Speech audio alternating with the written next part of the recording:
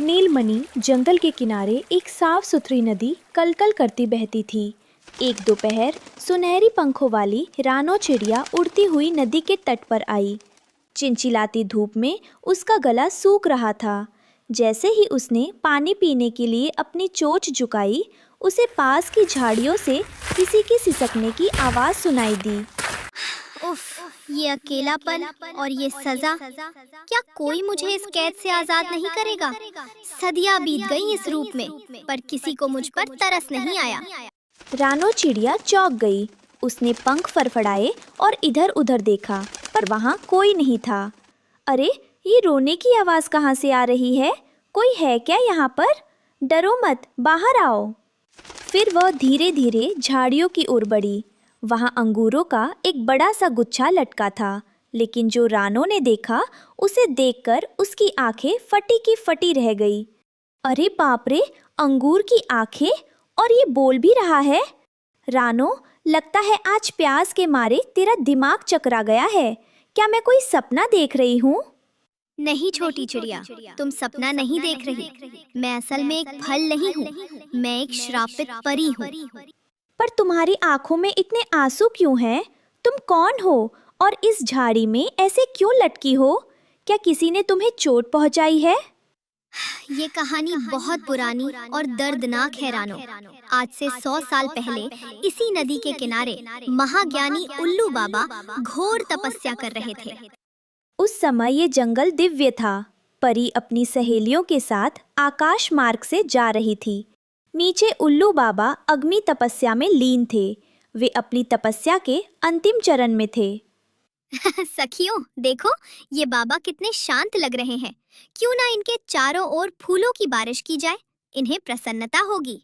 नहीं, उनकी तपस्या भंग मत करो, वे बहुत क्रोधी हैं। पर परी ने नहीं माना। उसने अपनी जादुई छड़ी घुमाई और बाबा के सिर पर ठंडे बर्फीले पानी और फूलों की बौछार कर दी। अचानक बाबा का ध्यान टूट गया। उनकी आंखों से क्रोध की ज्वाला निकलने लगी।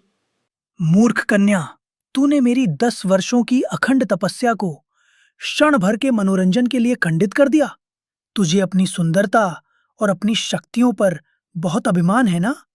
क्षमा बाबा, मेरा इरादा बुरा नहीं था। मैं तो बस... चुप रहे। जिस सुंदरता पर तुझे नाज है, अब तू उसी रूप में खो जाएगी। जा, तू एक अंगूर का दाना बनकर इस जंगल की मिट्टी में दबी रहेगी। न कोई तुझे देख पाएगा, न कोई तुझे पहचान पाएगा। महाराज, इतनी कठोर सजा मत दीजिए, मुझे माफ कर दीजिए। मेरा श्राप वापस नहीं हो सकता, पर हाँ, इसका एक अंत है। जब कोई निस्वार्थ और साफ दिल का पक्षी अपनी मेहनत से नदी का पवित्र जल लाकर तुझे पिलाएगा, तभी तू वापस अपने असली रूप में आ पाएगी। तब से मैं यहाँ तड़प रही हूँ रानो। कई पक्षी आए, पर किसी ने मेरी आवाज नहीं सुनी। परी दीदी, आप चिंता मत करो, मैं आपका दुख समझ सकती हूँ। मैं अभी आपके लिए जल लाती हूँ। रानो तुरंत उड़कर नदी पर गई। वो अपनी छोटी सी चोंच में पानी भरकर लाई और बड़ी सावधानी से अंगूर के ऊपर छिड़का और उसे पिलाया। देखते ही देखते झाड़ी से एक तेज रोशनी निकली। रानो ने अपनी आंखें बंद कर ली। जब उसने आंखें खोली तो सामने एक सुंदर परी खड़ी थी। शुक्रिया रानो, तुम्हारी निस्वार्थ सेवा ने मुझे जीवन दान दिया है। मैं तुम्हारी सादगी और दयालुता से बहुत खुश हूँ। मांगो, तुम्हें क्या चाहिए? परी दीदी, मेरा अपना कोई घर नहीं है। हर बार बारिश और तूफान में मेरा घोंसला टूट जाता है। क्या मुझे एक सुरक्षित घर मिल सकता है? तथास्तु, तुम्हारा ये वरदान पूरा होगा, तुम फिक्र मत करो। परी ने अपनी छड़ी घुमाई और अचानक जमीन से एक विशाल चमकता हुआ अंगूर का घर निकल आया। वह घर हरे रंग का था और उसकी खिड़कियों से मीठी खुशबू आ रही थी। रानो की खुशी का ठिकाना न रहा। वो अंगूर का घर देखकर चौंक गई। अरे वाह, ये अंगूर का घर तो बहुत ही बड़ा और सुंदर है। परी माँ, मैं आपका ये एहसान कभी नहीं चुका पाऊंगी। आप नहीं जानती आपने मेरे लिए क्या किया। मैं आज बहुत खुश हूँ कि मेरे पास अब मेरा अपना घर है। अब मुझे दर बदर की ठोकरें नहीं खानी पड़ेगी। अरे रानो, इसमें एहसान की कोई बात नहीं है। तुमने भी तो बिना कुछ समझे मेरी जान बचाई है, इसलिए ये मेरी तरफ से तुम्हारे लिए छोटा सा तोहफा है रानो। ये लो मेरा दूसरा उपहार। ये एक जादुई अंगूर का बीज है। जब भी कोई बड़ी मुसीबत आए, इसे मिट्टी में बो देना। ये तुम्हारी और दूसरों की रक्षा करेगा। परी ओझल हो गई और रानो खुशी खुशी अपने अंगूर वाले घर में रहने लगी। कुछ ही दिनों में पूरे जंगल में रानो के जादुई घर के चर्चे हो गए। ये खबर लोमड़ी के कानों तक भी पहुंची। वो रात के अंधेरे में रानो के घर के पास पहुंची। वाह, क्या रसीला महल है। अगर मैं इसके ऊपर के इन बड़े अंगूरों को तोड़कर बाजार में बेचूं, तो मैं जंगल की रानी बन जाऊंगी। हे। और ये पूरी बेल उखाड़ कर अपने गुफा ले जाऊंगी। जैसे ही लोमड़ी ने अपनी कुल्हाड़ी से घर की दीवार पर वार करने की कोशिश की, घर से एक गूंजती हुई आवाज आई। ठहर जा लालची लोमड़ी, ये घर दया की नींव पर खड़ा है। तेरे जैसे पापी के वार से इसे खरोच भी नहीं आएगी। अरे, ये घर भी बोलता है। मुझे डरा मत, मैं इसे अभी मिट्टी में मिला दूंगी। लोमड़ी ने जोर से घर को धक्का दिया और उसे नुकसान पहुंचाने के लिए अपने नाखूनों से कुरेदना चाहा। तभी घर से नीली बिजली की लहरें निकली और लोमड़ी को एक जोरदार झटका लगा। दुष्ट, अब ये ले अपनी करनी का फल। मरे, बचाओ। इस घर के अंगूर तो आग उगल रहे हैं।